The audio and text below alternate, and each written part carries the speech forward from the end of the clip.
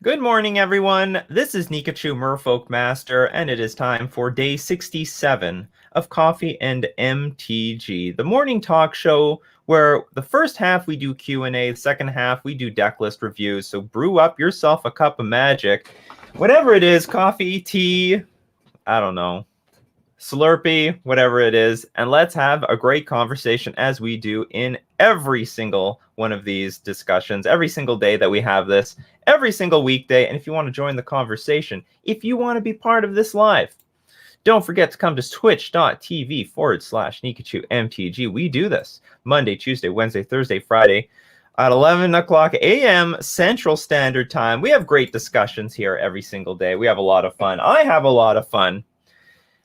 Just a little bit of news about myself just this morning.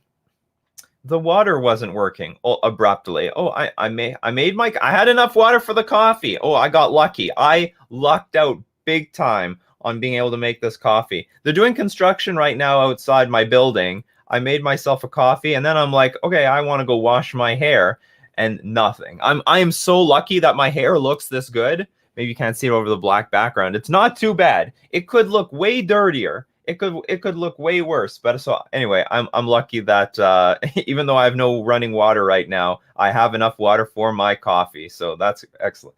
We gotta appreciate the little things in this world. Good morning, 101 Nick. Guten Tag. Yes, humble brag. Absolutely humble brag.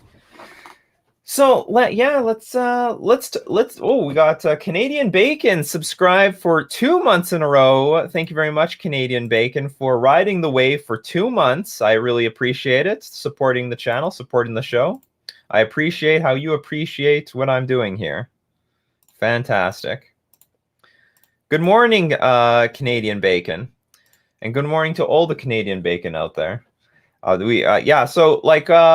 So very interesting how the response has been to the BNR announcement. Some people like that they have this social power now. Some people don't like that fact because all of a sudden, cards that people thought could not be banned because they strictly can't be powerful, maybe now can be banned. Maybe Walking Ballista, cards that are as annoying like Walking Ballista or Teferi Time Raveler, potentially could be banned in other formats because a card just has to be annoying to enough of the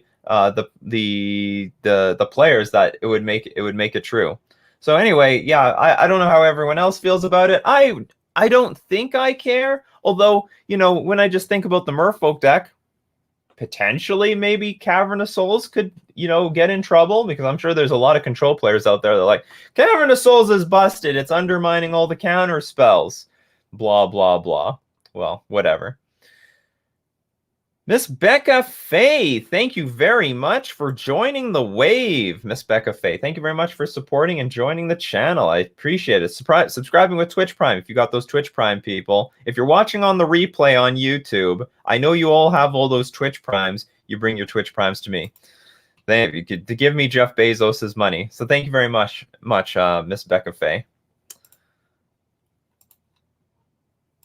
Good morning, Arcane Mystic. Good morning, Mikey J. Good morning, Miss Becca Faye.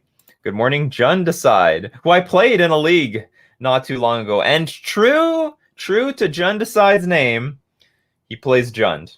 Does play Jund. You know, there's a lot of people who have usernames for some archetype, and then I play against them, and they're running something completely contrary to their name. I could have been called Mr. Merfolk or something on Magic the Gathering Online. Good morning, good morning, Canadian Bacon. The slippery slope. In regards to, you know, like what can get banned. But who knows? Who knows what's going to happen from here on out after Wizards just openly says, oh yeah, we completely take community feedback when it comes to these things. It has nothing to do with the data anymore. I always found the data a bit weird, to be honest. Like, they said this archetype has a 55% win percentage. Like, that's nothing to me. Like, that's so meaningless. It's not that strong. I have a way higher. I personally have a way higher win percentage than that. How do you determine a deck is busted based off of 55%? It seemed like some bizarre number. I guess the idea is if like a complete pony still has a win rate of 55%, then like, you know, maybe the deck is too powerful. But anyway, their metrics always seem nuts to me. Sometimes it made sense when it was clear that like a deck filled up a top 8 or a top 16, that it was only going to get worse, and like no one could combat it, even though that they knew it was coming. Like everyone knew the archetype was there, but yeah, I knew for a very long time that community feedback had a heavy role to play when it came to any cards getting banned. Really heavy role. Good morning, Sirius D from Texas. Cavern is the only tool against counterspells and Veil now. No, we have Ether Vial. Ether Vial is a tool. Well, not for everyone. I mean, Elves doesn't really use Ether Vial, but they could. They could if you build the deck differently.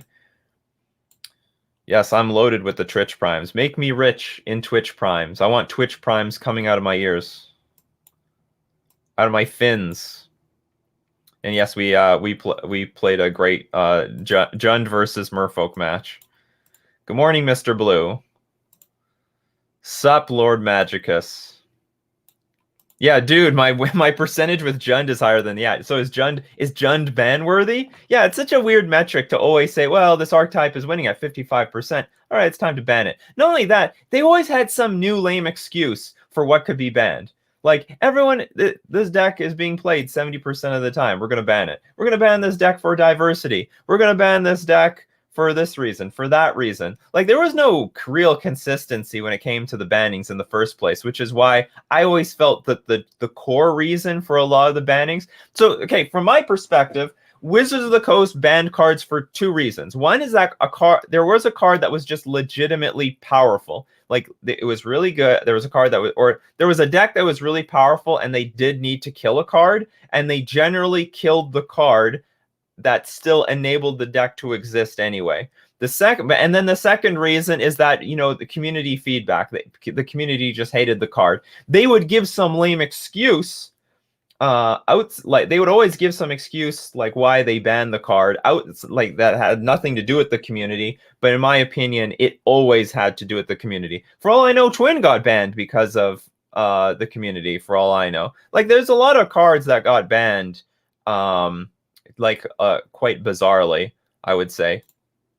Like a Twin, even like I think a lot of people would like. I think Twin was still an interesting banning at the time because it did blow open the format. But at the same time, it was still a format. Like it's not like Twin was just overwhelmingly oppressive and no one else could win or have a part of the metagame, as like the Twin players keep saying, you know, free Twin. But Twin potentially could have been a community banned card because a lot of people did hate Twin. People hated the play pattern of having to like tap out against them. Yeah, the win percentage and the meta percentages fail to capture the power of decks like Krark Clan Ironworks. Absolutely. Like that deck, that and Lantern Control at its heyday were like just tearing everybody up. It's just that not enough people were playing it until it was too late. Lantern Control never got to the stage of Krark Clan Ironworks where like a bunch of people started piloting and adopting the deck and crushing everyone. But then that's why Krark Clan Ironworks was the one that ended up getting banned, but could not get banned earlier. Screw it, ban the whole format. They did it to Tiny Leaders. Yeah, well, I thought Tiny Leaders was abandoned.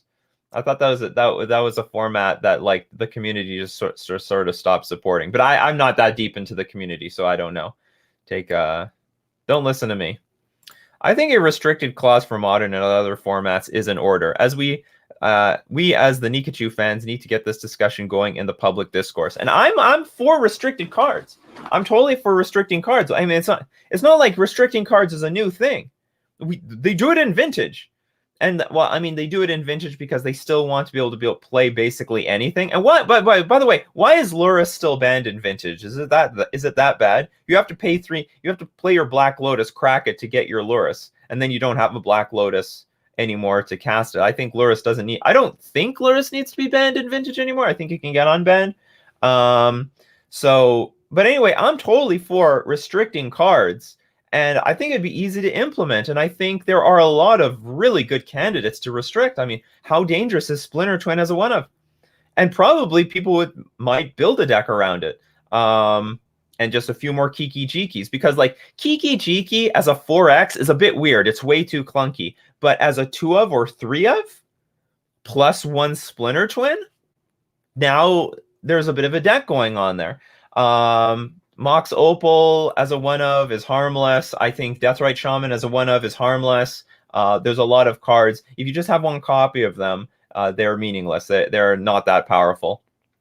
There's going to still be cards that should stay on the ban list. I would say Birthing Pod would be one of them, because if you untap with Birthing Pod, if you've seen my Birthing Pod video, there's probably millions of ways that you can combo off with Birthing Pod if you get to untap and your opponent is tapped out, and your opponent will have to hold up mana in order to interact with those combos. But anyway, the point is, Pod probably wouldn't be worth having even as a 1 of. But what about like more than half the ban list? The artifact lands. Okay, have 1 of each artifact land. How bad is it going to be? I don't even think unbanning all the artifact lands is even that bad. But that is true. If anyone, so what are people's feelings about the restricting cards instead of banning them?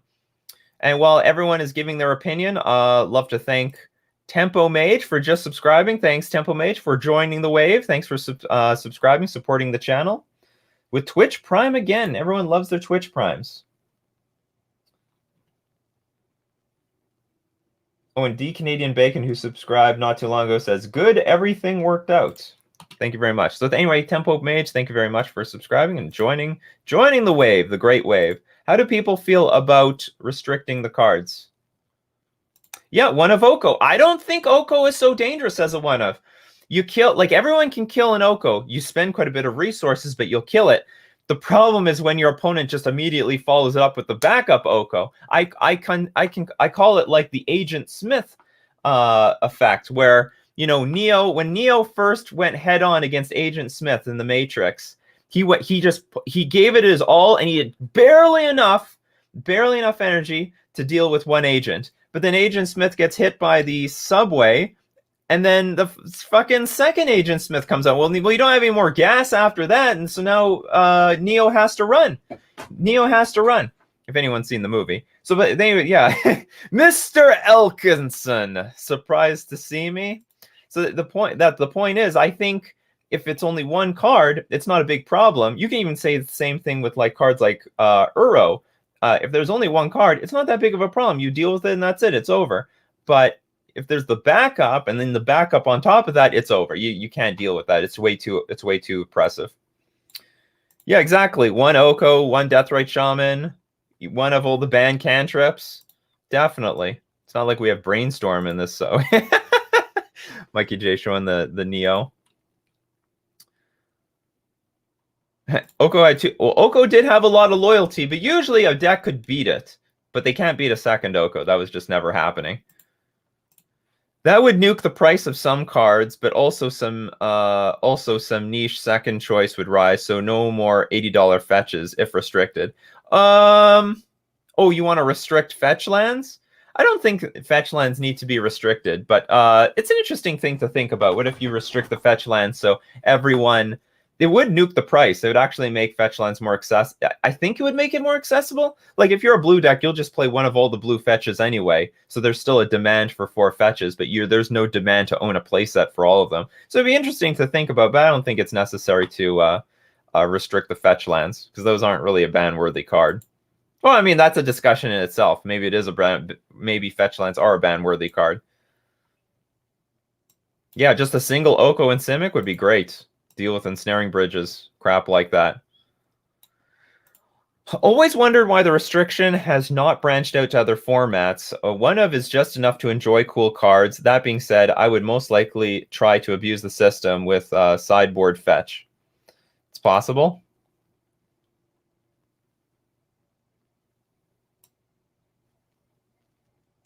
Snedinator says, I think a restricted list will be confusing and make it harder for people to understand and get into the format.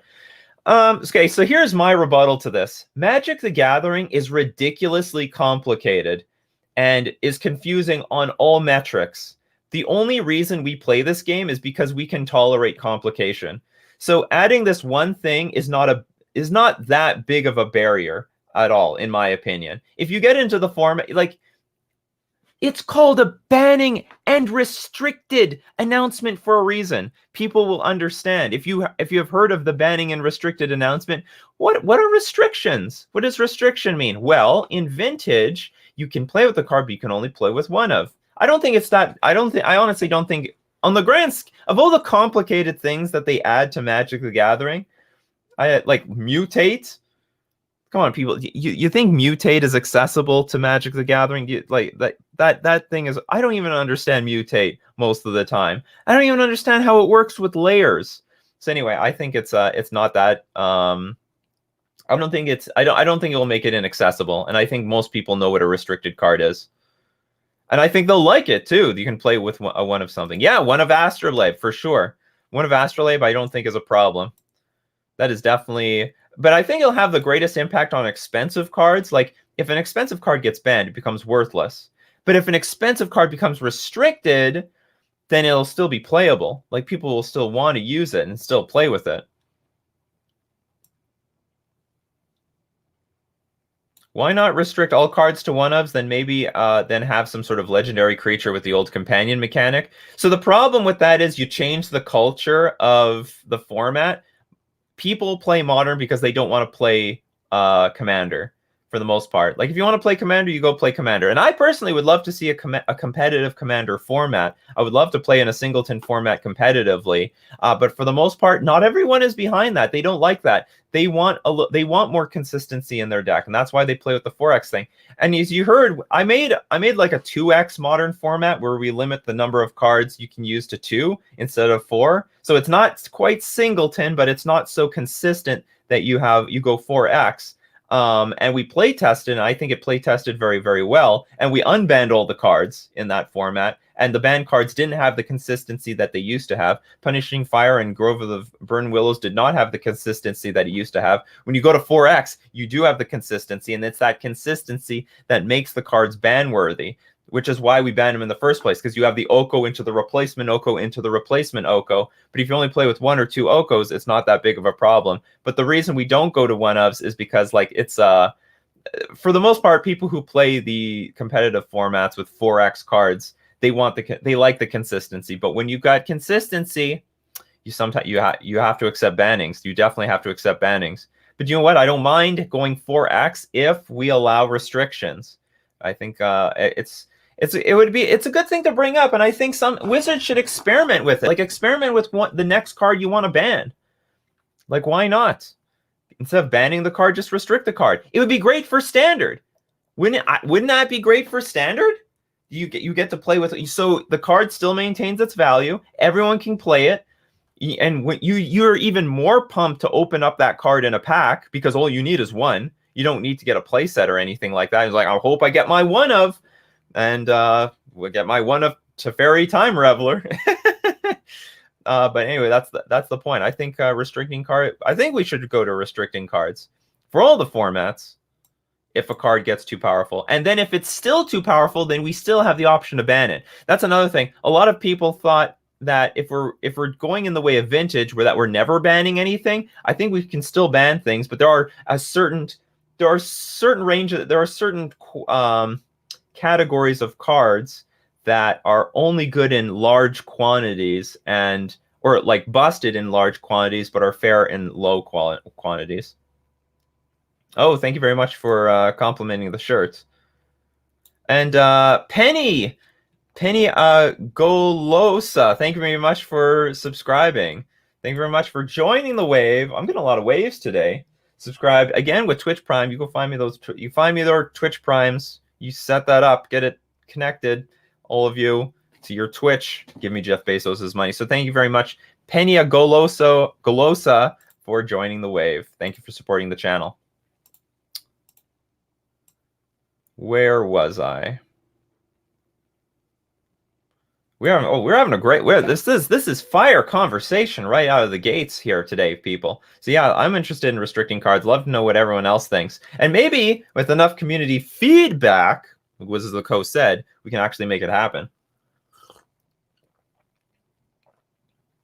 We're the bosses around here. Now we're the head honchos.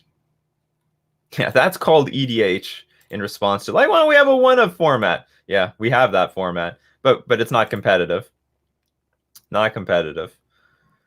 Well, I mean, there's there's CEDH, but I'm talking like Wizard supported prize fund format. Because they make no mistake, the competitive EDH can get busted. There's some strong decks out there. They're trying to win on turn 2 out over there.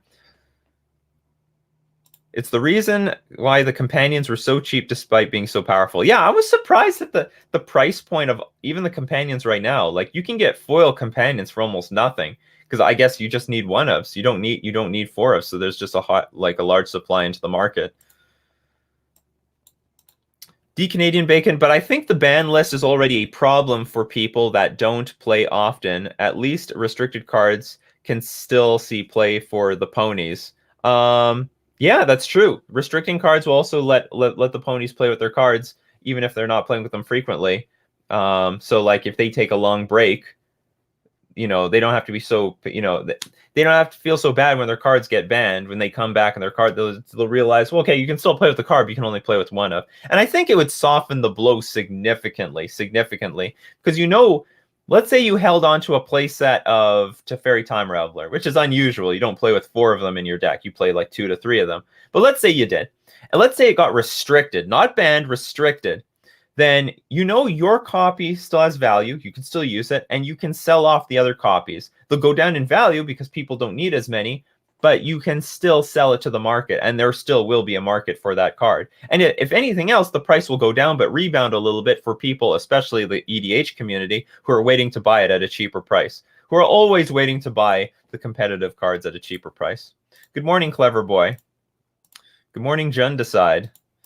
Banning and vintage announcement. Yeah, basically. I mean, that's basically what it is. So we have to turn restricted cards into other formats, especially standard. I don't like that seems to be the format for restricting cards. I might be wrong about that. Maybe some cards are so powerful, like one Oko might carry away with the game too much. So I could be wrong about that, but there might be a lot of more room to restrict cards in standard, make people feel good still about owning and buying and cracking packs than there are in Modern or Pioneer. In Yu-Gi-Oh, they restrict cards, though sometimes it was a feel bad when your opponent drew a one of staple that game and you didn't. Well, like I said, I want to restrict cards that are not necessarily super busted by themselves. I mean, like maybe you'll feel bad when they draw the Splinter Twin or whatever, because I personally won't play around Splinter Twin because I know you only have one of in your deck. But I don't want to be playing with how do I put it?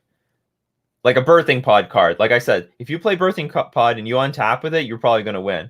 So I don't want to have those cards in the format. And but the thing is, your deck could be full of one-ofs, and that hopefully increases the chances of you finding it. Restrictions is a good thing, but some cards can stay in the shadow realm. Absolutely, absolutely. I'm not against banning cards. I don't want to go in the way exactly of vintage where they want everything playable. And if it's ban worthy, they just restrict it. I am more in the realm of let's restrict cards that will be tamed with a restriction, but we're still gonna ban the cards that deserve to be banned. Like probably Treasure Cruise and Dig Through Time still deserve to be banned. I think that is way too big of a swing to have in a game where one player gets to draw 3 cards, the other person doesn't. I've seen that in Legacy, where in the Treasure Cruise era, both players were exhausted of cards. One player draws Treasure Cruise, draws 3 cards. That's it. The game is basically over, and they're in control from there on out. So there are cards definitely that will. We still need a Shadow Realm. El Rodeo-san, I agree about Mutate, but it's actually a really broken strategy. You talking about Mutate as a strategy? I mean, it can be broken strategy, but like I said, Mutate is it's complicated. That's not easy. I think it's easier to learn what is a restricted card than it is Mutate and some of the other new mechanics that they bring up these days. Oh, this is a response to somebody else. Good morning, Gibby420. Good morning. Yorian opened my eyes. MTG should use 80 card minimum libraries. That's a possibility too. I'm all for watering down consistency. I think I think competitive decks are too consistent, and especially with the London Mulligan, it's like ridiculously consistent. Now I don't mind too much consistency. It's just that how do I want to put it? We definitely see too many of the same cards too often. That's how I want to put it. I want consistently good games, thanks to the London Mulligan, like an even amount of mana and threats, but I don't want to see the same consistent like game played out constantly through I want to see people's plan played out constantly, but I think there's more it is more fun if we see more various ways of the game being played out if you don't have like 4x of every card in your deck. That's how I want to put it. It's more fun. Strategically, I still have no problem with it, but it's more fun to be playing with less consistent. It's more fun when the games play out differently because you're forced to play with different cards. That's how I want to word it. What cards would you put in the modern restricted list? Let's see if we can pull that up really quickly. Great question. Let's go look it up. Modern banned cards. What card? Oops, I didn't share my screen yet. Here we go. What cards are we? Okay. Ancient Den. Restricted. Arkham's Astrolabe. Restricted. Birthing Pod. Banned. Blazing Shoal. Restricted. Bridge from Below. I sort of want to say this card should be banned because it's so easy to just put in your library, in your graveyard somehow. But I'm on the fence on that one. Love to know your comments on Bridge from Below. Chrome Mox. Oh, this I don't think this is busted at all. When it enters the battlefield, you have to get rid of a card. You easily can restrict. I think I wouldn't go as far to say you should unban this card. But this is not that different from Simian Spirit Guide in my opinion. Restricted. Cloud Post, definitely restricted. It's useless by itself. Dark Depths, restricted. Deathrite Shaman, restricted. Dig Through Time, banned. Dread Return, probably restricted. Probably, but maybe banned. Like honestly, Dredge has a lot of stuff already, so I don't want to give it more shit. And it's very easy to like what I said with Bridge from Below. It's easy to dump your library into your graveyard and dig for those 1-ofs. So I could totally see Bridge from Below and Dread Return still being banned. Eye of Ugin, banned. Absolutely fucking not. I think Eldrazi Temple should be restricted as it is. If you restrict Eldrazi Temple, then we can restrict Eye of Ugin. How about that? Faithless Looting, restricted. Gitaxian Probe, restricted. Glimpse of Nature, restricted. Golgari Grave Troll, banned. Great Furnace, restricted. Green Sun Zenith. I think this could just be unbanned. We don't even need to make this restricted, but whatever. Restricted. Hogak. Again, this is one of those stupid graveyard cards. Fuck it, restricted. Hypergenesis. Let's just ban it because I don't know. I don't want to deal with this card. Krark-Clan Ironworks, restricted. Mental Misstep. Ooh, interesting. Probably restricted. Mox Opal, definitely restricted.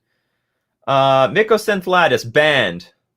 Oko, Thief of Crowns, restricted. And we're banning this one because you just need one anyway in your sideboard. Once Upon a Time, restricted. Ponder, restricted. Preordain, restricted. Punishing Fire, restricted. Rite of Flame, restricted. Seed of Synod, restricted. Seed of Second Sunrise. This is a stupid card. Okay, probably restricted. Seething Song, restricted. Sensei's Divining Top, banned, just because it's banned for time problems in tournaments. Skull Clamp. I don't know about this card. I think it's a very bizarre card to have banned, but whatever. I can't tell because you can tutor for this card. I'll say I don't know how dangerous Skull Clamp is, but I would say okay, if I don't know, then banned, but maybe you all know that this should be restricted. Splinter Twin, restricted. Summer Bloom, banned. Treasure Cruise, banned. Tree of Tales, banned. Yumzao's Jite, restricted. Volda Whispers, restricted. Those are my opinions. Take it or leave it, people. Take it or leave it. See what other people think about this. Clamp is busted and a half. All right. Okay, if everyone says Skull Clamp should be banned, then maybe it just should be banned. Tree of Tails. Tree of Tails is a very funny. Did I say Tree of Tails banned? Tree of Tails restricted. Green. Oh, why is Tree of Tails banned? I didn't know what I was saying. I made a mistake. Okay, Tree of Tails is unbanned. We're gonna make it restricted. It's official now. It's canon. What cards would you print into Modern that is already in Legacy? Ooh, I've got this question before, Niels Nielsen, but it was like something like, I wouldn't mind seeing Maze of Ith. I wouldn't mind seeing Back to Basics. I wouldn't mind seeing, well, I wouldn't mind seeing Force of Will, but we have Force of Negation, so that's probably not happening. What other neat cards? Baleful Strix. That's a really cool card that I think we could see in Modern. Don't know if we need to see crop rotation, but it's possible. Oh, Counterspell. Absolutely, Counterspell. Yeah, we're all for Counterspell. Shardless Agent would be a cool one. Yeah, I think that is a very modern looking card, in my opinion. That is a super modern card. So actually, we could definitely use Shardless Agent. We do not need modern Muxus. I mean, maybe Muxus. No, would Muxus be fine? Not really. We've got a Goblins deck on the loose right now.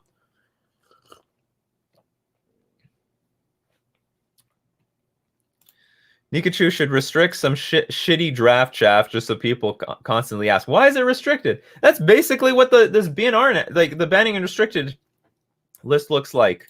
Honestly, there's like so many of these stupid cards. Tree of Tails, people are like, oh my god, what is so busted about Tree of Tails? And like, I've made a video about this. There's nothing busted about this card. You can unban all this stuff. It's not going to do anything. No one could give me a cohesive argument why these cards should be banned. Like, basically, the only argument people have, did you see it in Standard? Did you see it in Standard? Just like you saw Bloodbraid Elf and Jace the Mind Sculptor and Stoneforge Mystic and fucking Wild Nicodle? Do you see what they did in Standard with these cards? They don't need to be banned, people. They don't need to be banned. There's a lot of really stupid... I hate the Standard argument. Do you see what happened in Standard? Modern doesn't give a fuck what happened in Standard. Like, Modern's a totally different breed of Nemesis. Artifact lands equal free spells. So like, if affinity, like classic affinity, can actually be something, then maybe that's true, like actual affinity for artifacts. But I think there are so many hosers for artifacts these days that I'm not certain that it would be, like, even be playable. They still have to deal with like Collector Roof, Stony Silence, Karn the Great Creator. Even Force of Vigor might wipe them out because you just hit their mana sources. What would Chubby Meatball play in Modern if Cats played MTG? Probably Tribal Cats. Probably Tribal Cats. Or Death and Taxes, because of the Leonin Arbiter. You know, everyone feels some connection to some card. Chubby Meatball would look at Leonin Arbiter one day and say, do you know what? I'm a Death and Taxes player. You get taxed. Yeah, Kataki's War Rage would rise again, all the artifact lands. Ancient Grudge turns into Sinkhole. I know, like, these lands are so vulnerable. Like, these lands are a complete joke today, in my opinion. There are so many answers to this stuff.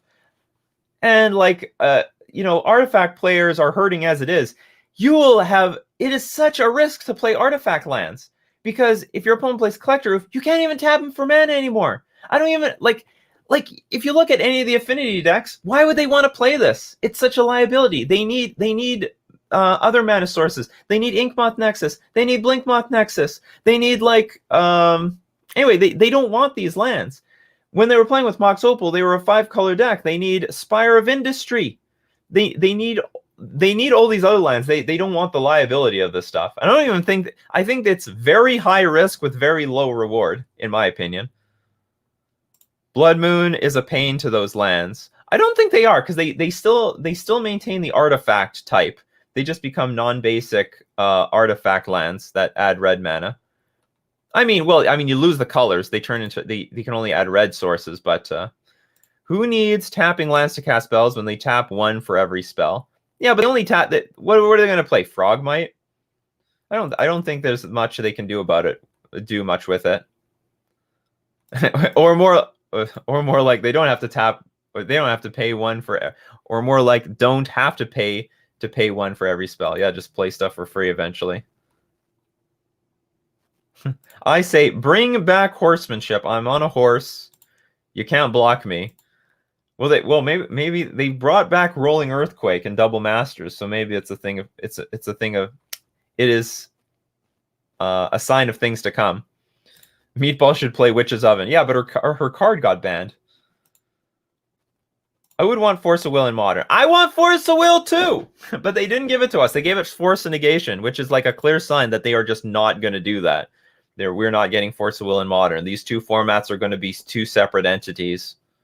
Force of Will is going to be in Historic or something. I want Counterspell Unbanned. Mana Leak is Counterspell 88% of the time in Modern, and it barely sees play. I don't even know if it's Counterspell 88% of the time. Well, nah, maybe that's true. But it's that 12% that is terrible, because that's when they have like a lot of mana and they play some bomb against you. Like, it's a Counterspell. Okay, I can answer this pretty well. It's a Counterspell more often if your deck tries to win the short game, but it's a Counterspell less and less often if your deck tries to win the long game. Because if your deck goes into the long game and both sides have a lot of mana, then eventually Mana Leak is a dead card and you can't counter anything with it, period, anymore. But if your deck tries to win the short game, like say a Delver deck, for example, it will be a Counterspell more often because they're trying to kill you as soon as possible, more or less. Armageddon in Modern, yeah. Well, I don't know about that. Honestly, I think Wasteland is too harsh to print into Modern. I don't know if it will balance things the way we want it to. Damn good card. I mean, necessary for Legacy, but I don't think it's necessary in Modern. We have our crappy Ghost Quarter. Oh, Pyroblast and Hydroblast. I would love those in Modern. I would absolutely love it. I would Hydroblast. I would play 4 Hydroblast in my deck right now if I could. Pyroblast and Hydroblast. Just destroy those stupid Monastery Swift Spears. Kill without losing too much life an Eidolon of the Great Revel or a Goblin Guide. I would love that. Those are definitely cards that I would love to see in Modern. I think it would be fine. I think it would totally be fine. It would also give me... How good would Hydroblast be against Jund? I can counter Bolt, Kolaghan's Command, but I can't destroy any permanents. There aren't any red... Well, no, there's... what's it called? Ren and 6, but they get a little bit of value. Yeah, Corset brought phasing to Fairy. Maybe Zendikar will give us horsemanship to Fairy. That would be funny. Wasn't the original Teferi on a horse? Can't remember. Oh, he was just on rocks. I thought this was a horse. He's just hiding behind a rock. The entire time I thought that was a horse. I'm wrong. Is that the original art? No, this is the original art. Still no horse. No horse. No horse around.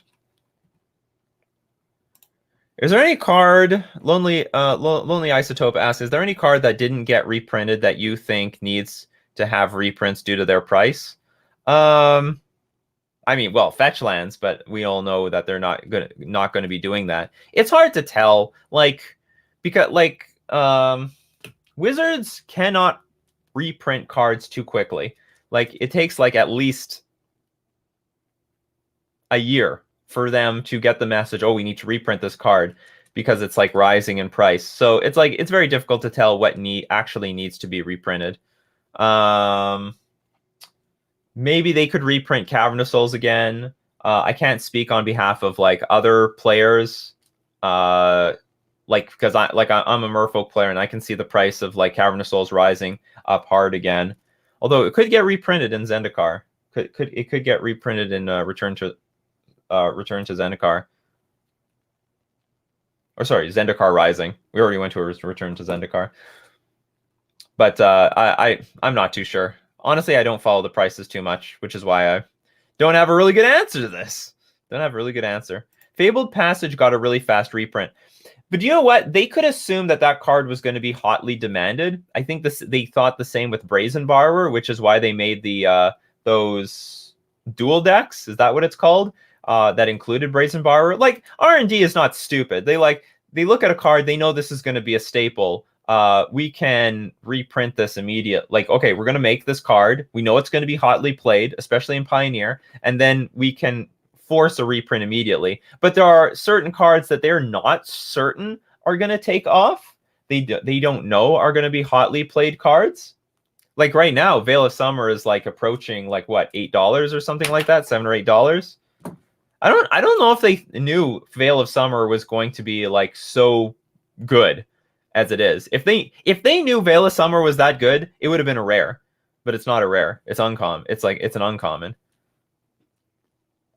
Or maybe they knew it was going to be that good and they wanted to make it accessible. I'm not sure. When I bought Brazen, it was $40. Shake my head. I know it looked even at $40. That looked like a good investment at the time.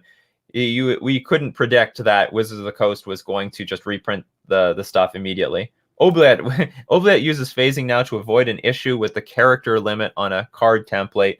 This makes it not work with exile effects, though, like processing. Oubliette also was a card that needed a reprint, and finally it does. Oh, but you won a $150 tournament. There we go. Paid for your Brazen borrowers. There's no way they knew it's way out of line with the power level of the rest of the cycle. Yeah, I think they thought, like, because Veil of Summer looks very close to other cards that they printed. This one is just like draws a card in addition to the other effects that it does. They had no idea it was going to be this damn good.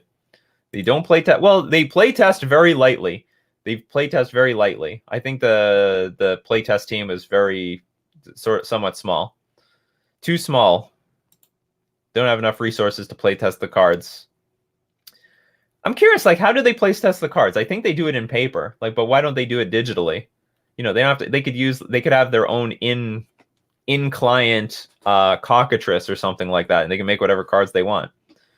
Obi-Wan Katnobi. Oh, that is adorable. Wants Chubby Meatball's autograph. He is into chubby tricks. That is beautiful. I love that name. I'm in love right here, right now. Obi-Wan Katnobi.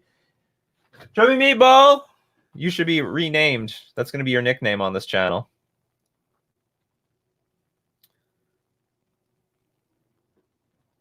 I have. Is the playtest group too small or the hive mind top strong? I'm not too sure, honestly. I think they like change numbers in I think things change at Wizards all the time. So maybe the playtest group is larger some years, sometimes it's smaller. They bring in people from outside. My cat is too selfish for all that. Brother Anakin is Anakin Skywhisker. Love it. All right, so now we can get into deck list review. That's what we do on this channel. If you need clarity with your deck list, let me know in the comment section, and let us start reviewing some beautiful deck lists. So I'm going to do something a little bit different. I'm going to look at all the submissions, and then we're going to randomly choose someone, because I hate picking or not picking people who have like lag or internet, because at the moment I say, all right, submit your deck list, some people with the good internet, they get in there immediately, so we're going to make it a little bit more random. What do we have available? Let's see. I think it's called random.org. Checking your browser before accessing random.org. What the hell does that mean? Okay, so I'm going to look at, we have 1, 2, 3, 4, 5, 6, 7. I see 7 lists being submitted right now. So 8. Senator is 8. Okay, if there's any more, I'll check this again. But anyway, we're going to max is 8, and just from top of Twitch down, I'm going to choose someone. Generate. Number 1. All right, so this didn't mean fuck all. Arcane Mystic. All right, let's go look at your list, Arcane Mystic. The first one to post ended up getting picked. So much for random, right, people? So much for random. We have a Boros mid-range historic deck.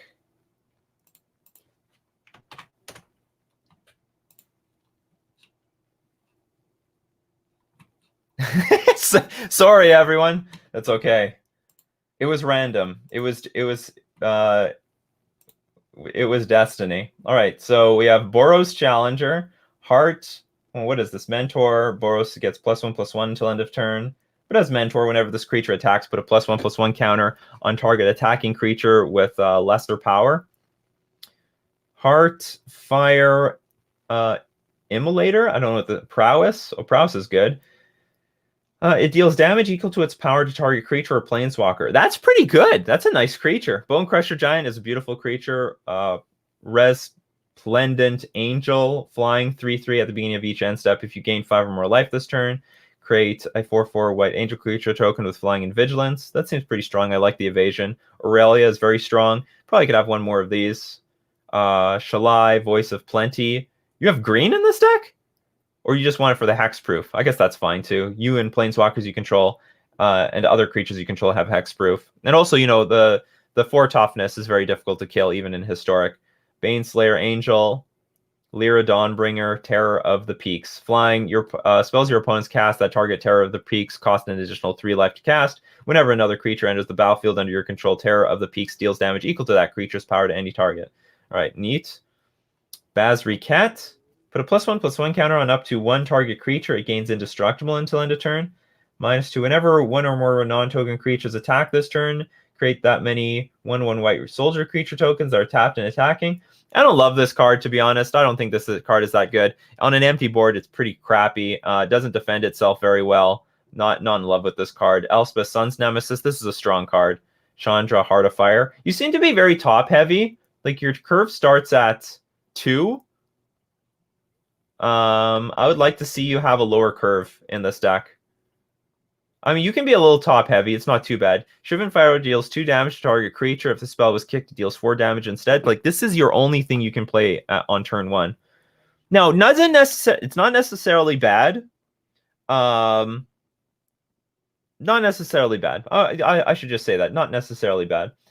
Scorching Dragonfire deals 3 damage to target creature or planeswalker. If that creature or planeswalker would die, exile it instead. Card is fine. I actually don't know what is this like the best 3 mana damage spell there is there? Oh, there's lots of cards. There's Legion, Loyalist. Oh, is there Soulscar Mage or no? Is that because that's from Amonkhet, and for all I know, Amonkhet is not part of historic. But honestly, I don't know if Legion Loyalist makes the cut in this deck, to be honest. It's definitely mid-rangey. It's pretty mid-rangey. I don't like the inconsistency here. I think you should just pick one of these things. I know you want to have like a little one of everything, but probably only one of it. I understand the split of Baneslayer Angel and Lyra Dawnbringer. Basically the same card, but if you draw 2 Baneslayer Angels... Oh no, Baneslayer Angel is fine. It's actually not legendary. Lyra is. Terror of the Peaks. Honestly, I think you should have more Aurelias. This card is very strong. I've seen this card in practice. It's pretty damn good. It's pretty damn good. +2/+0 and give it vigilance. That's damn good in my opinion. So I think the deck should have like another Aurelia. 25 lands. I think that is correct. You have Sacred Foundry. You probably need. I don't know if you need more Temple of Triumphs, but probably Temple of Triumph is not too bad in this deck. That's playing with one thing to do on turn 1. So you could probably play 4 of these to make the deck a little bit more consistent. And well, maybe there's a braid in the sideboard. Let's check out the sideboard. All right, there's no braid. But what do we need a braid for in historic? Yeah, Aurelia is a pretty damn good wall against aggressive decks. A braid isn't in the format? Oh, because it's Hour of Devastation. There you go. That's why a braid is not in the format. Kyoka 620. I don't know if there's any good feedback I can give. Castle Ardenvale. So you need enough mountains for this. You've got it. So I guess you can't play too many Temple of Triumphs. I think this is a cool list. I'd just be concerned that you're too clunky and you should have more things to do on turn 1. So if you find that you're getting completely run over by other aggro decks, just keep that in mind. It's not that bad to have very few things to do on turn 1 because you're definitely more of a mid-range deck. But I would replace Basriket. I think this card is... I don't like this card. I don't like this card. Just play with... You probably have it as a 1-of because it's not really that good. Elspeth, Sun's Champion, Chandra, Heart of Fire. I can get behind these things. Or actually, can I get behind Chandra, Heart of Fire? Discard your hand and exile the top 3 cards of your library. Deal 2 damage to any target. This is actually not that good for 5 mana. I thought this was another Chandra. There's some better Chandras out there. Discard your hand, exile the top 3 cards of your library. Until end of turn, you may play cards exiled this way. Whatever. If you want the Chandra, if it works out for you, then keep playing it. But more Aurelias. Overall, I don't mind the list. I think it's pretty cool. It's cool stuff. And I think you're going to do pretty well against that. Overall, I hope you do well against other aggro decks, not mid-range decks. I hope you do well against aggro decks because you have ways of like killing them. You can sacrifice this, kill goblins and stuff like that. Bone Crusher Giant, that's very strong. So once you get to turn 2, I think you'll do pretty well. I would cut most of the Planeswalkers and Terror of the Peaks and go up on the Angels. That's not too bad of an idea. I don't mind Elspeth, Sun's Nemesis. You gain life, you get a lot of value. This is very good against in the control matchup. And it can be aggressive. But Chandra Heart of Fire is just, it's very expensive. Deals very, like, 2 damage at 5 mana. Not very impressive because your opponent's going to have bigger things out by that point. So you have to have, like, bigger answers to their bigger spells. Anyway, I hope that was valuable. I hope other people also had some feedback for you. And thanks for sharing. Thanks for sharing. All right, let's get back. David D. Subscribed. We got to find. Thank you very much. I'm just going to call you David. Thank you very much, David. Thanks very much for joining the wave, supporting the channel, supporting great content. Oh, I forgot to like change the location. We're supposed to be in the Magic channel, in the talk show channel. Whatever. We have a great turnout today anyway. Thanks to everyone who shows up to these things. Through my like Twitter links, Facebook, stuff like that. So thank you very much for subscribing. I appreciate it. Okay, so now I'm gonna go back. We're gonna do we're gonna do random. It's gonna be random, people. So Arcane Mystic is now not in it anymore. Oh, got to Diamond 1 with this deck last season, but couldn't crack Mythic. Had to switch to Mono Red anyway. Would love to hear what you think. Actually, okay, so that's congratulations, actually, Arcane Mystic, for getting so far with that list. That's very impressive. It's very, very impressive. Okay, so we got 1, 2, 3, 4, 5, 6, 7, 8, 9.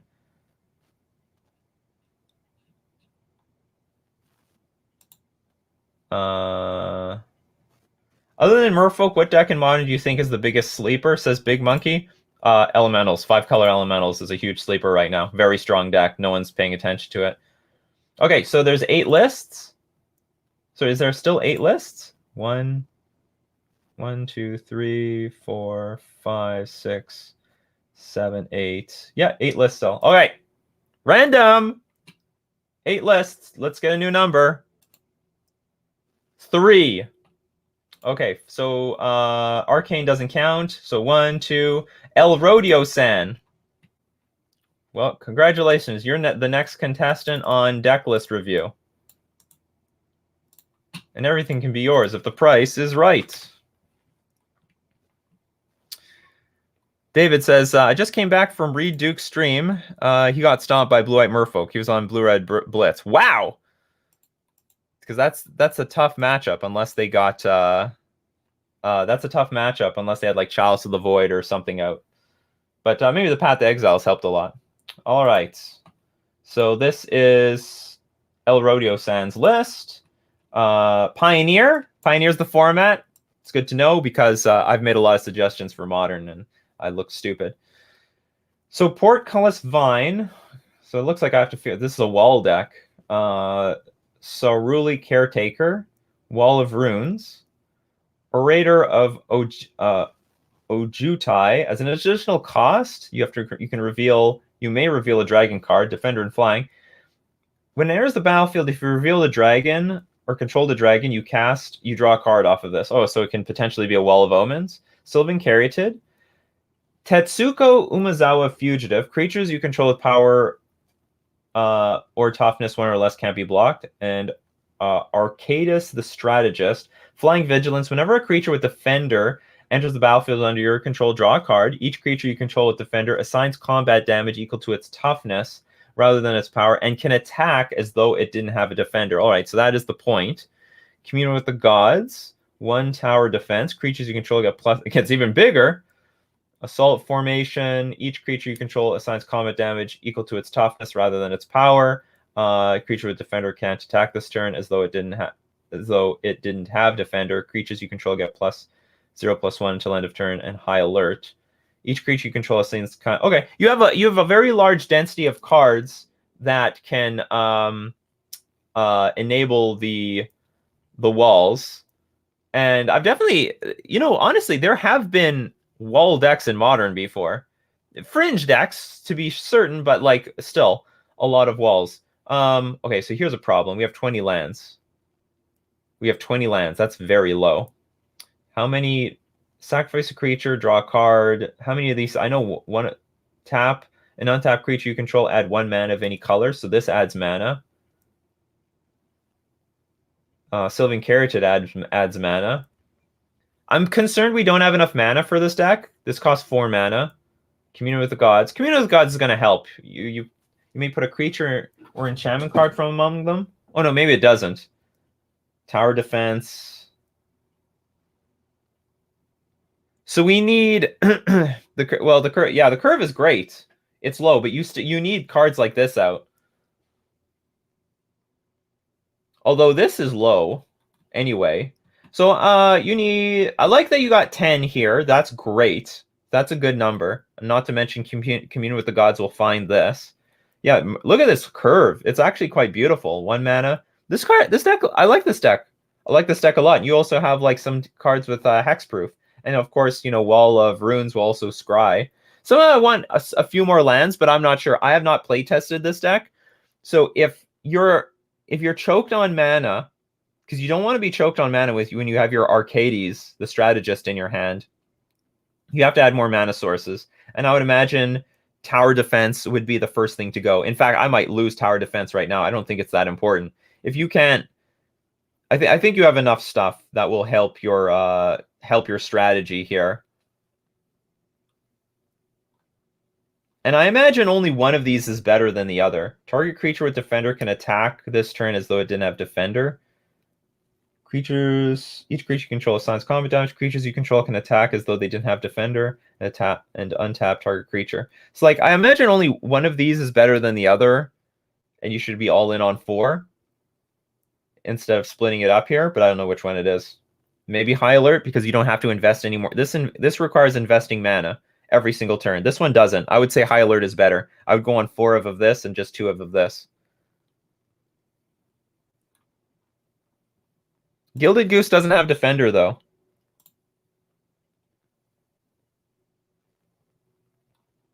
I feel like Tetsuko might be too cute and win more. Oh yeah, it's also a one of in here. I hate one ofs. If anyone follows this channel, I hate one ofs. You have the one of in here because, well, hold on. Creatures you control with power or toughness 1 or less can't be blocked. Do you know what? I take it back. I actually like this card. I don't think it's that cute because there's a lot of decks, and let me tell you, I've had a lot of problems in Pioneer before because I can't push damage. Like I just can't. My opponent will have like a swarm of creatures, and I just can't get through. I can't do it. And Tetsuko is like the spreading seas of this deck for because when you play Tetsuko Umezawa's Fugitive, now basically everything that you have is unblockable because everything's a 0 power, more or less a 0 power creature. I actually might want to go up on this card. Now that I look at it, I think we should actually have at least 2. I can tell you firsthand, a lot of my Merfolk decks that I played in Pioneer couldn't win. I had giant creatures, but I could not get the damage in. Like I'm attacking. 8/8 creatures, gigantic creatures, cannot get through. So yeah, I'd rather have more than 1 as well. So I'd actually go up on the Tetsuko Umezawa's Fugitive. Probably get rid of the Tower Defense. Cool deck, really cool deck. Let's look at the mana base really quickly. This is probably fine. Sun Petal Grove, Temple Garden, sideboard, Tormod's Crypt, Pithing Needle, Declaration in Stone, Destiny Spinner, Heroic Intervention, Return to Nature. Really cool list. Very cool. Thanks for sharing. Hope it does well for you. All right, let's get back to randomness. For anyone who's just joining us right now, we're in Coffee and MTG deck list review mode. Doesn't Kamena give unblockable if you have big Merfolk? No, it doesn't give unblockable. It gets unblockable. Kamena gets unblockable. The big issue with this sort of deck is that you play too many cards that don't actually do anything. You stall the game, and it's they dig, they draw, and it's almost like I would look at it more like a combo deck, like where they set up their combo and then they throw down their win condition, which is like an enchantment or something. No, it's not 6 cards, it's 10. They've got 10 cards that turn their because they have the creature, remember? They also have the creature. So they have these 6 cards down here, but they also have Archides, the strategist, which also is a win condition. That's why it was important to me. They have 10 cards, so and if they need to, they can go up on them, so they can make it more consistent if necessary. So actually, I think the strategy is actually very consistent. Very interesting. I'd be very curious to see how if I were to pick like a top 10 list that people have submitted, I'd be like, if that I wanted to play, this would be one of them. It's very interesting. Oh, before we get into our next list, I forgot to thank our sponsors. How can I do that? We're going to start off with themanabase.com. Articles and videos on Commander podcasts, MTG Arena content on Standard, Modern, and more. The Mana Base is your home base for everything Magic the Gathering. And Mana Traders, the premier place to rent cards online. If you want to support the channel, you can use my link in the description below to subscribe to them, or you can sign up with my coupon code Nikachu to get 20% off your first 3 months. I'm going to thank Mana Traders and the Mana Base for being our sponsors. All right, so random.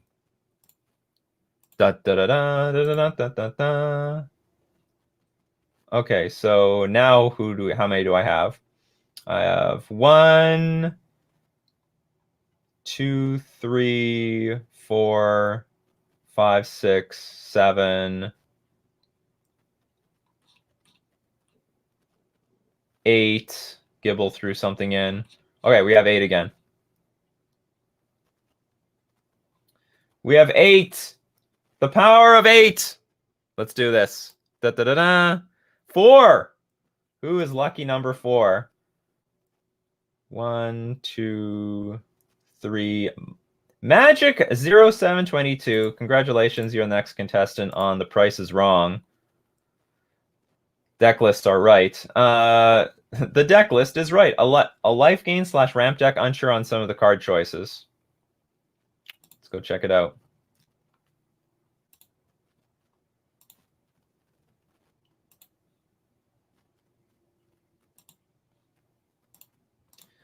Dark Heart Veto.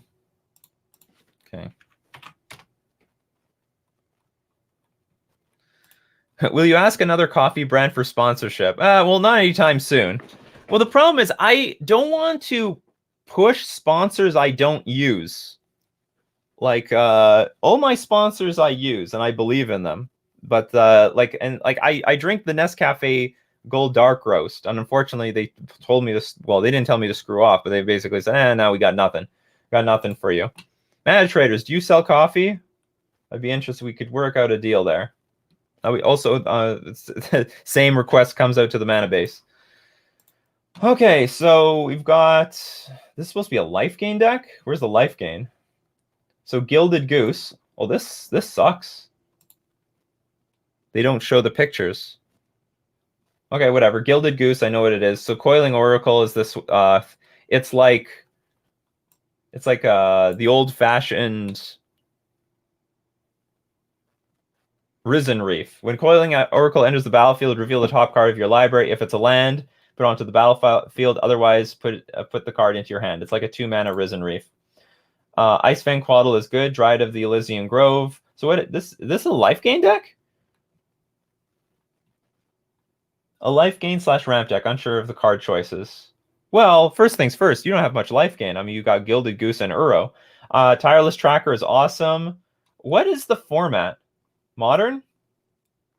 Coiling Oracle, Icefang Quaddle, Dryad, Tireless Tracker, Uro. I'm not familiar with this one. Veto Thorn of Dusk Rose. Whenever you gain life, target opponent loses that much life. Creatures you control gain lifelink until end of turn. Dark Heart of the Wood. Sacrifice a forest, you gain 3 life. Oh, that's sort of cool. Pulse of Murasa. Return target creature or land card from a graveyard to its owner's hand. You gain 6 life. Interesting. Search for tomorrow. Okay, so here's the problem. You don't have enough life gain cards. I don't think so. You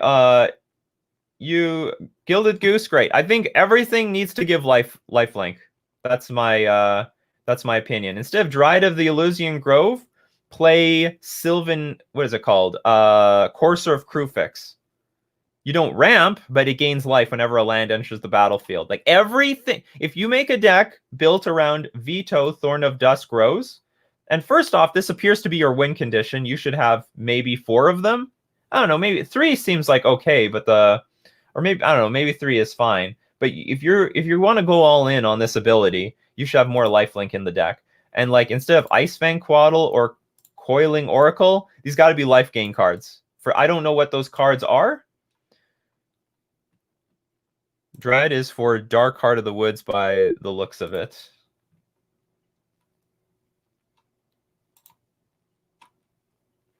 Yeah, but so what? You're just going to get all your cards on... You're going to get all your land cards on the battlefield anyway. I don't think Dryad of the Elysian Grove does that much. It'd be different if you could play lands from your graveyard. Like if you... with... I don't remember that 3-mana creature that does it. There's a 3-mana creature. Searched for tomorrow. I don't know if it's necessary. I guess it's okay because you don't have that many things to do on turn 1. And you do want to ramp into turn... like into 3 mana. Yeah, Raminap Excavator, but that card still does not gain life. So I would really like to see more like Tireless Tracker doesn't gain life. Great card. Like all these cards are great. And by the way, I think this deck looks really cool with all this stuff, but scrap the Veto and the Dark Heart. But I understand you want life gain. You want to make this sort of a life gain, kill your opponent with Veto, Thorn of Dusk, Rose. And I also think you're going to piss off the burn players big time. So the +1 to that, like the idea of doing that. But Coiling Oracle needs to be something else. And I think you should be playing with Courser of Crufix instead of Dryad of the Elysian Grove. Will still give you value. You will still get value. Sacrifice a forest, gain 3 life. You have enough. You probably can play enough forest in your deck anyway. Like hold on. What is Golgari Rot Farm? Isn't that? And why is it $139? What bullshit is this? Okay, $139. Oh, that's for Misty Rainforest. I wouldn't play this land. I think that's vulnerable to things like is there a necessity for this? Like, do you need land drops to trigger things? Maybe for Tireless Tracker, it's not necessary. If you get Ghost Quartered or Field of Ruin, it's gonna be terrible. So don't play these lands. Don't play Golgari Rot Farm. Just play like normal lands, and you'll be good. Overgrown Tomb is a forest that you can sacrifice to that thing here. Pulse of, no, not Pulse. Dark Heart of the Wood. I probably wouldn't play that many Dark Heart of the Woods, because these things aren't threats by themselves. I would play like very few of these. I'd play 2. I think that's fine. And go all in on more better creatures. Replace Dryad of the Elysian Grove with like Courser of Crufix. Is there any good reliable 2-mana creatures for this deck? Also, this deck may not even need 2-mana creatures, because between like Search for Tomorrow and Gilded Goose, you might be starting at like 3 mana. Tattoo of it's a fantastic card, but 5 mana might be too much. But maybe as a 1-of it'd be okay, because it's good card draw and good life gain. It's very good. I could totally recommend maybe one of these in the deck. I mean, if people can play Primeval Titan in Modern, you can play Tatiova, in my opinion. Yeah, too bad his Oko is banned. It would be very good in this deck.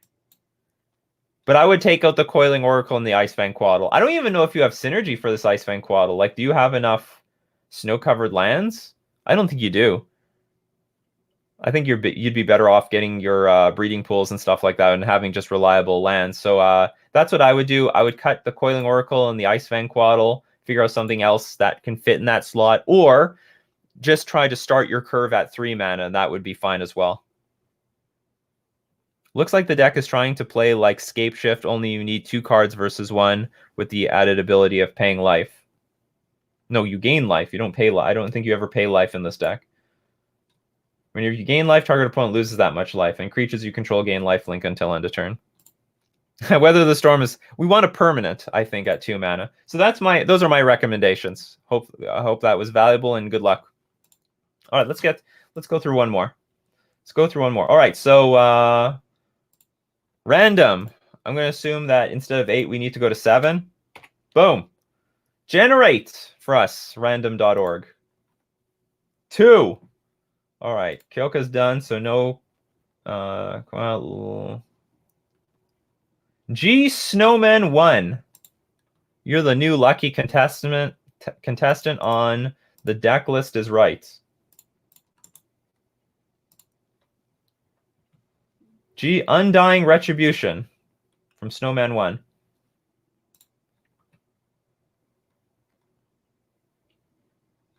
Yeah, we need main board replacements. Weather the Storm is definitely a sideboard card.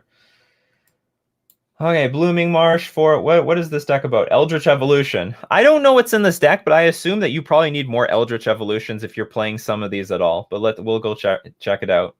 Unearth, Blood Artist, Carrion Feeder, Geralf's Messenger, 1 Scavenging Ooze, Strangleroot Geist, Yawgmoth. Oh, this is a Yawgmoth deck. Young Wolf, Assassin's Trophy, Fatal Push, Village Rites. As an additional cost to cast this creature spell, sacrifice a creature, draw 2 cards. Is that really worth it? I don't actually think this card is worth it. I never found that, spend a card, draw 2 cards is really that impressive in Magic, period. And in addition, you have to hope that you have a Young Wolf or Strangleroot Geist or Geralf's Messenger. Like, I'm not impressed with cards like this. It's cheap. It's 1 mana, so I could be wrong. 1 mana, draw 2 cards. It's like Thoughtcast, basically,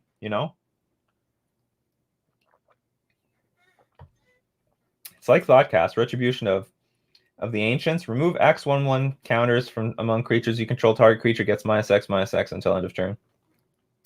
Remove X +1/+1 counters from among creatures. This is a cute card. Okay, this card I think is a little too cutesy. We got cute with the Village Rites, but now I think it's beyond cutesy. So the idea is to lose the creature and then remove the counters from that creature. I'm gonna assume this doesn't work, but maybe it does work. But I would, if this deck needs help, I would definitely be looking at this as the first card to cut, because these cards like Young Wolf and Strangleroot Geist and Geralf's Messenger are pretty damn good by themselves, because if they get you